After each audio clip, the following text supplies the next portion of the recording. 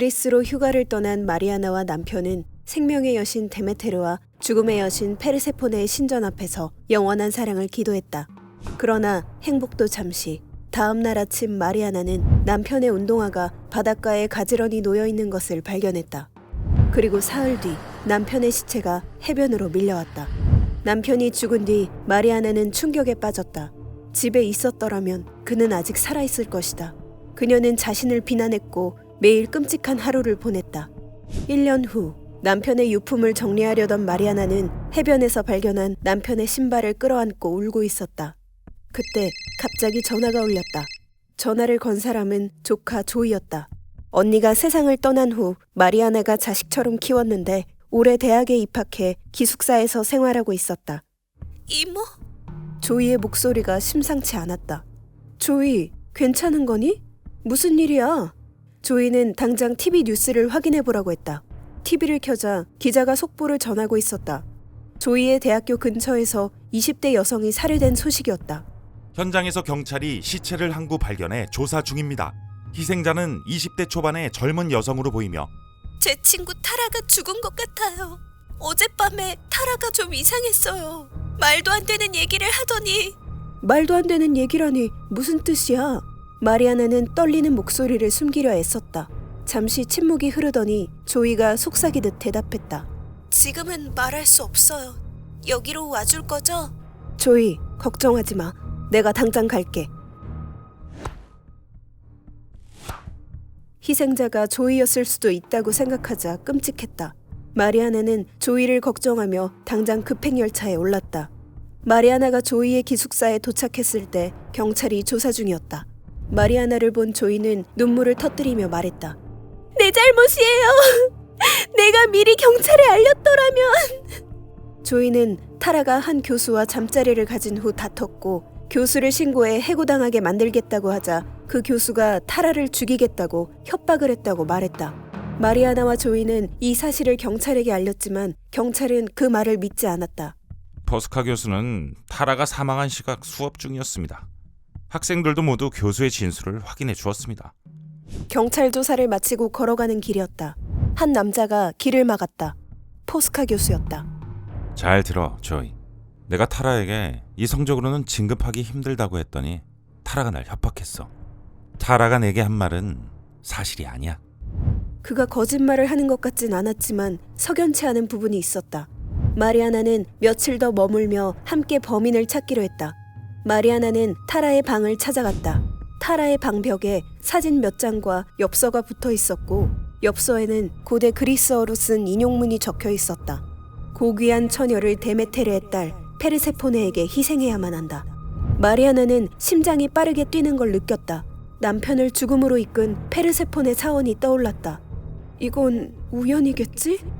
그날 저녁 타라의 추도식에 참석한 마리아나는 포스카 교수와 그를 따르는 젊은 여자들을 발견했다. 조이, 아까 저 애들은 타라의 친구들이니? 포스카 교수님 팬클럽이에요. 교수님은 쟤들을 메이든스, 처녀들이라고 불러요. 처녀들? 그럼 타라는 처녀들 중 한 명이었어? 조이는 고개를 끄덕였다. 포스카 교수의 알리바이를 증언해 준 것도 메이든스 아이들이었다. 마리아나는 메이든스 아이들에게 다가갔다. 포스카 교수에 관해 말해줄 수 있나요? 그러자 베로니카라는 금발 소녀가 쏘아붙였다. 교수님이 뭐요? 그날 밤 우리는 저녁 내내 교수님과 있었어요.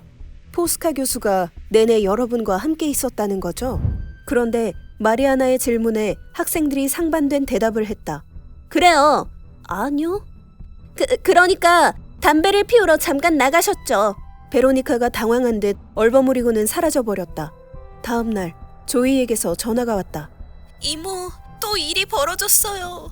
시체가 또 나왔다고요. 사망자는 어제 이야기를 나눈 베로니카였다.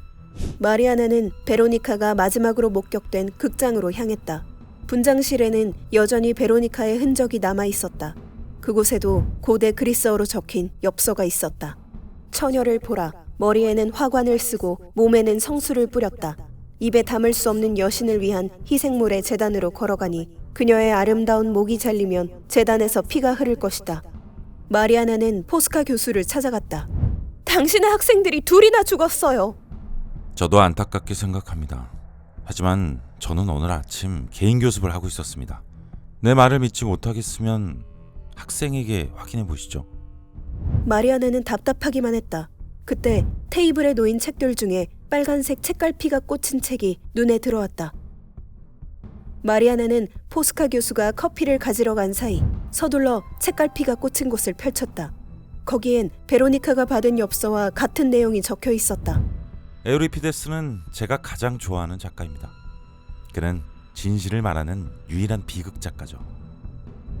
어느새 나타난 포스카 교수가 말했다. 그는 아무 문제가 없다는 듯 여유롭기만 했다. 그 인용문이 확실한 증거가 될 순 없었지만 마리아나는 포스카 교수가 범인이라고 확신했다.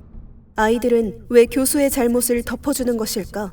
마리아나는 밤새 고민하다가 잠이 들었다.